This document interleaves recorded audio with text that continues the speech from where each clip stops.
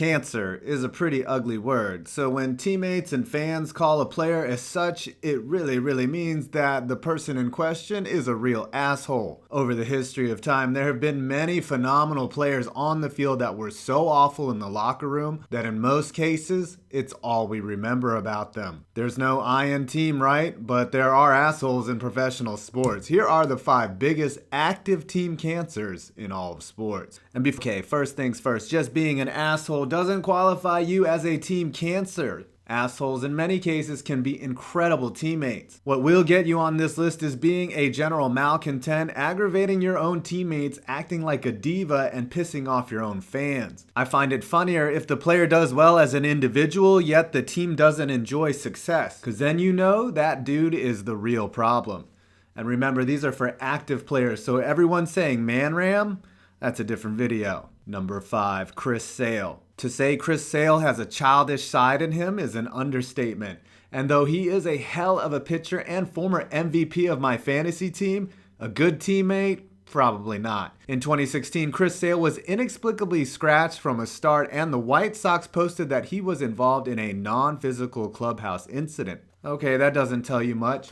Then more info started coming out saying he was sent home and that he had thrown a temper tantrum. Then it came out that Sale, upset that he had to wear throwback uniforms that day, had not only destroyed his throwback jersey before the game, but destroyed all of the throwback jerseys that day with a fucking knife. Number 1, if that's not incredibly childish, but number 2, it's amazingly creepy to think this dude was down in the clubhouse hacking into jerseys like the Punisher without thinking for a second that he is a grown man who plays baseball for a living. Sale, who was in the last year of his contract with the White Sox, was suspended for 5 days. In 2015, after benches cleared versus the Kansas City Royals, Sale went and paid a visit to the KC clubhouse to, deliver them flowers and kiss and make up. Ultimately, Sale, who is again an amazing pitcher, was traded to the Red Sox, where last year he went 17-8 in the regular season, but in the postseason was 0-2 with a fat ERA of 8.38.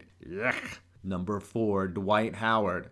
If there has ever been an example of a spoiled brat growing up and becoming an asshole adult, it's the specimen that you see before us, Dwight Howard. It's amazing to think that someone with Howard's level of talent has bounced around to so many teams, and even more amazing that in a league hungry for talented big men that he hasn't won a championship with one of those damn teams. And a lot of it has to do with Dwight and his piss-poor attitude. Most recently, he made an obscene gesture to a fan that cost him 25 G's.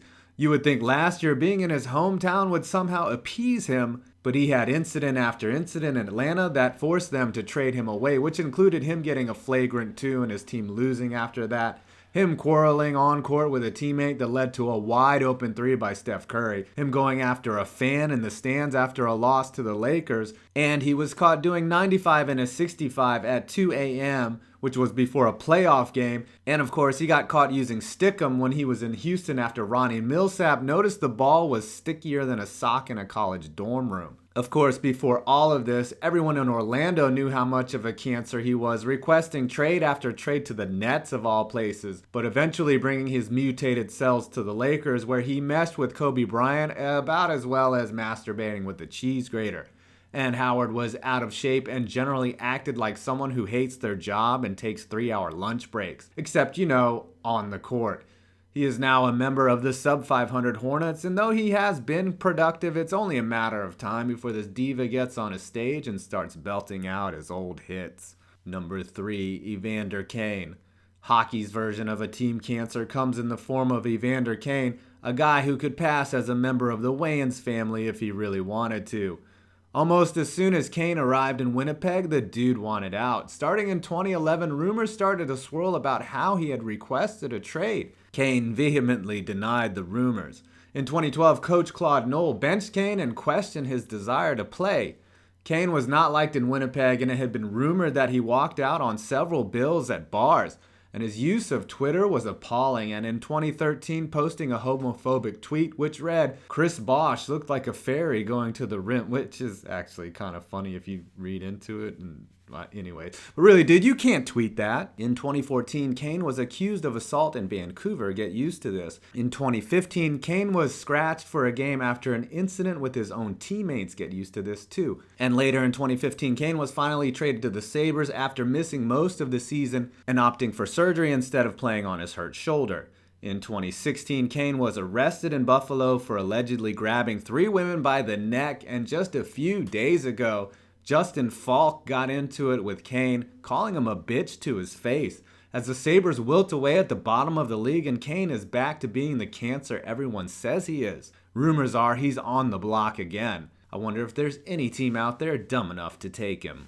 Number 2, Carmelo Anthony. I think what's a little unique about Carmelo Anthony is that there aren't many specific incidents that point to him being a cancer in the locker room or him being a horrible teammate, other than his open desire about wanting out of Denver. And sure, there is the feud between him and Kevin Garnett, in which, KG must have said something personal about Melo's wife for him to pay him a visit like that. But really, a lot of the backlash Melo got in New York was his play on the court. No question, he is a ball hog, a diva, and a little disillusioned about his ability as a basketball player. It's also his body language, which repeatedly said time and time again that he'd rather get his 25 points and pad his stat line before the Knicks got a win.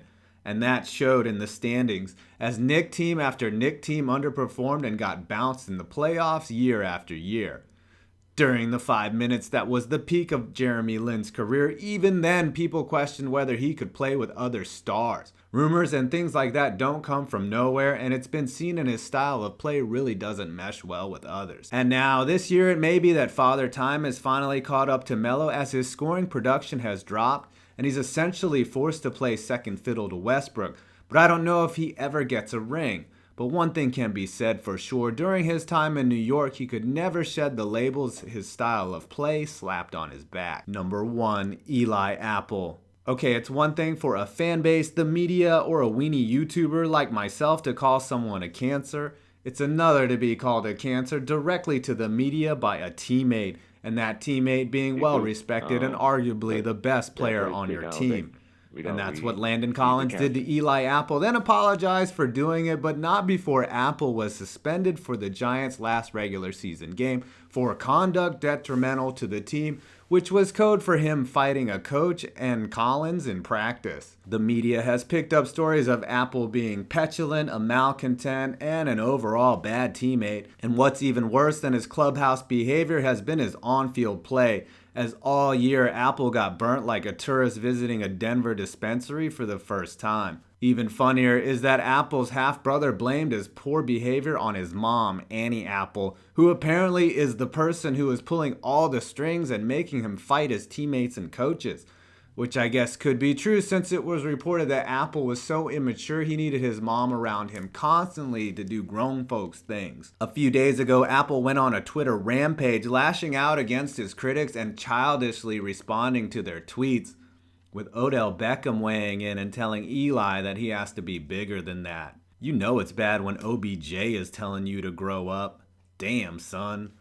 Well, I hope you enjoyed this video. Please don't forget to leave a like, comment, or subscribe, and hit that notification bell if you do. And definitely don't forget to download the FanDuel app and use my code Touchdown87.